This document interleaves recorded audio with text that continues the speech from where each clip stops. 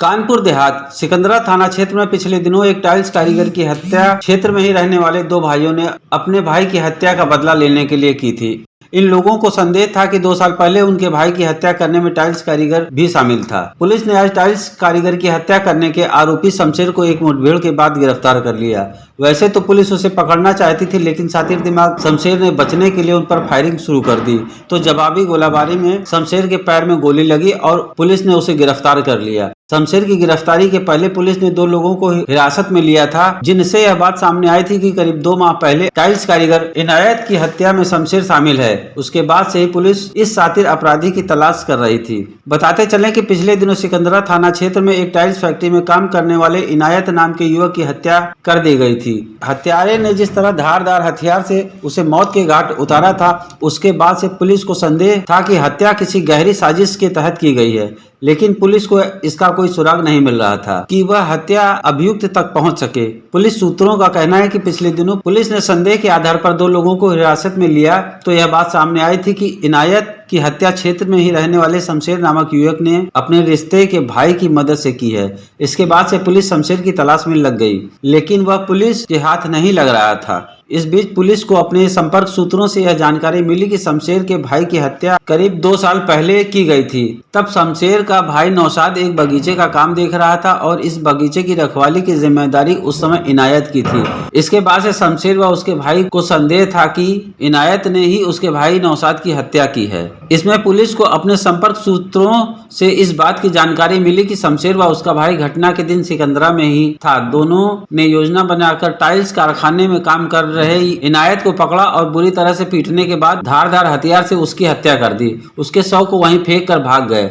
हत्या की पूरी जानकारी मिलने के बाद पुलिस ने शमशेर को पकड़ने के लिए अपना जाल फैलाया। बताया गया है कि क्षेत्राधिकारी सिकंदरा को अपने संपर्क सूत्रों के माध्यम से शमशेर के क्षेत्र में होने की जानकारी मिली तो उन्होंने सिकंदरा थाना अध्यक्ष दिलीप कुमार को उसकी गिरफ्तारी का टास्क सौंप दिया। लेकिन कल रात जब पुलिस शमशेर को गिरफ्तार करने के लिए जाल फैलाई, अपने को गिरफ्तार होता देख पुलिस से बचने के प्रयास में शातिर दिमाग शमशेर ने पुलिस पर फायरिंग कर दी। इसके बाद पुलिस ने भी अपने बचाव में गोली चलाई तो शमशेर के पैर में गोली लगी। इसके बाद पुलिस ने उसे गिरफ्तार कर लिया, जिसके पास तमंचा व कारतूस मिलने की बात कही गई है। पुलिस के लिए समस्या बने साथ ही शमशेर के पुलिस मुठभेड़ में घायल होने की सूचना पर कानपुर देहात के पुलिस अधीक्षक कृष्णमूर्ति ने तुरंत ही मातहतों से बात की और उनकी पीठ थपथपाई। आपका निशंक न्यूज़ में स्वागत है। जैसा कि आप जानते हैं, आज कानपुर देहात में बदमाशों और पुलिस के बीच मुठभेड़ हुई है। इस विषय में अधिक जानकारी लेते हैं कानपुर प्रेस क्लब के अध्यक्ष शरद वाजपेयी जिन्होंने अपना जीवन क्राइम न्यूज़ में बिता दिया है। उनसे जानकारी लेते हैं। सर, आपका स्वागत निशंक न्यूज़ में। सर, आपसे ये जानना चाहेंगे जो आज कानपुर देहात में पुलिस और बदमाशों के बीच मुठभेड़ हुई है, उसमें आप कुछ अधिक जानकारी मिली है? नहीं, अभी तक जो जानकारी मिली है, कोई शमशेर नाम का बदमाश है, सिकंदरा थाना क्षेत्र का रहने वाला, वो मुठभेड़ में पुलिस की घायल हुआ है और ये शातिर अपराधी है। इसके विषय में पुलिस को जो जानकारी मिली है कि पहले भी ये कई मुकदमों में रहा, कुछ में नाम सामने आया, कुछ में नाम नहीं सामने आया। अब पुलिस उसकी गहराई तक जाने का प्रयास कर रही है। अभी तक जो जानकारी मिली है कि ये शमशेर को पुलिस पिछले करीब 1 पखवाड़े से तलाश रही थी, लेकिन वो पुलिस को चकमा दिए था। पुलिस को कुछ समय पहले उसका नाम सामने आया था कि सिकंदरा थाना क्षेत्र में ही करीब 2 महीने पहले एक टाइल्स कारखाने में काम करने वाले इनायत नाम के युवक की हत्या हुई थी, लेकिन वो अंधा हत्याकांड था। अंधे हत्याकांड का खुलासा करना पुलिस के लिए हमेशा बड़ी चुनौती रहता है और इनायत की हत्या धारदार हथियारों से की गई, बड़ी क्रूरता से की गई थी। उसके बाद से इस बात का संदेह था कि जिस क्रूरता से हत्या की गई है तो ये स्वाभाविक नहीं, ये नहीं है कि तुरंत कोई वारदात हुई और हत्या की घटना को अंजाम दे दिया गया। तो ये देखा जा रहा था कि उसका कहीं ऐसा तो नहीं कि कोई पुरानी रंजिश चलती हो। तो उसकी गहराई में जब सिकंदरा इंस्पेक्टर है दिलीप कुमार जी, वो जब गहराई में गए, कुछ पूछताछ करते करते अभी 3 दिन पहले 2 युवकों को उठाया तो ये सामने आया कि सिकंदरा का ही रहने वाला एक शमशेर नाम का है अपराधी प्रवृत्ति का, उसका इस इनायत की हत्या में हाथ है, क्योंकि वो शमशेर के भाई की करीब 2 साल पहले नौशाद की हत्या कर दी गई थी। उसकी डेड बॉडी मिली थी एक खेत में। जिस बगीचे में खेत में उसकी डेड बॉडी मिली थी नौशाद की, उसकी देख रेख रखवाली उस समय इनायत ही कर रहा था। तो पुलिस को ये संदेह हुआ कि हो सकता, शमशेर को ये संदेह हुआ कि इनायत ने ही मेरे भाई की हत्या की है। जब अपने भाई की हत्या का बदला लेने के लिए उसने इनायत के आसपास अपने मुखबिरों को लगाया, अपने लोगों को लगाया।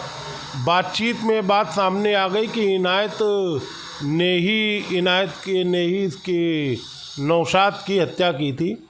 उसके बाद अपने भाई की हत्या का बदला लेने के लिए शमशेर ने पूरा जाल बिछाया और अपने एक रिश्ते के भाई की मदद से इनायत की टाइल्स कारखाने में ही हत्या कर दी और रात में वारदात करके यहाँ से भाग गया।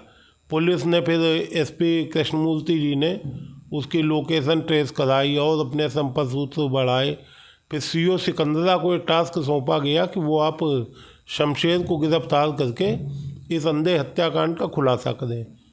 तो कल रात को पुलिस ने शमशेर की जानकारी मिलने पर अपने मुखबिरों से घेराबंदी की। तो ये चूँकि शातिर अपराधी रहा है, अपराधी किस्म का है, उसके मुकदमे पुलिस तलाश रही है। उसने बचने के लिए पुलिस पर ही फायरिंग शुरू कर दी, उसके साथी ने। फिर जवाबी फायरिंग हुई। जवाबी फायरिंग में शमशेर को गोली लगी और जो वहाँ के लोग हैं उनका ये कहना है कि ये पुलिस ने सही किया गोली मार के, कि हत्या का बदला आपने हत्या करके लिया, लेकिन अगर आप पे पुलिस का भय नहीं होगा तो अपराधी निरंकुश होता जाएगा।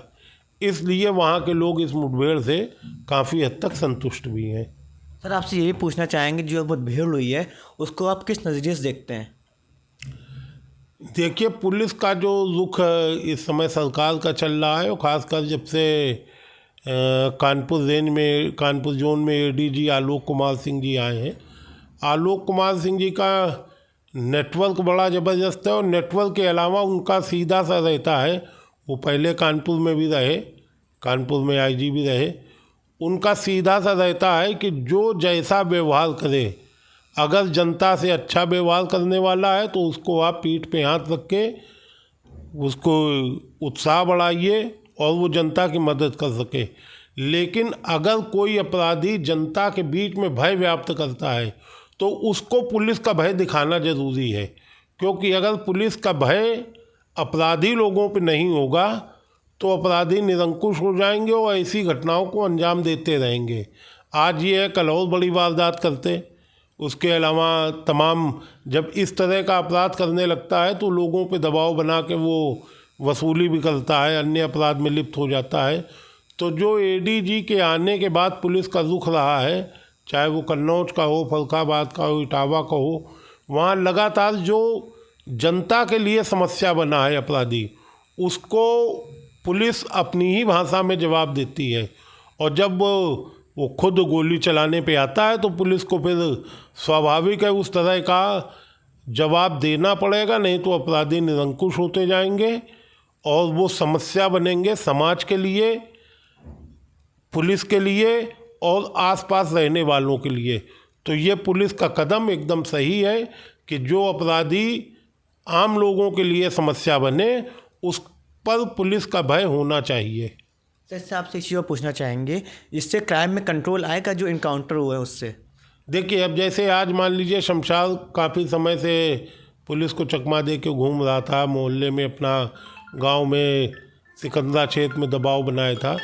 जब शमशेर जैसे अपराधी गोली लगेगी तो जो छोटे मोटे अपराधी हैं वो स्वयं सुधार के रास्ते पर चलेंगे कि नहीं कोई वारदात ना करें, क्योंकि वारदात जो करते हैं वो आम जनता के बीच में होती है और उससे आम जनता परेशान होती है। ऐसी घटनाओं से पुलिस की जब ये मुठभेड़ जैसी घटना हो जाती है तो छोटे अपराधी या तो क्षेत्र छोड़ के भाग जाते हैं या फिर वो अपने को बचाने के लिए शांत कर लेते हैं।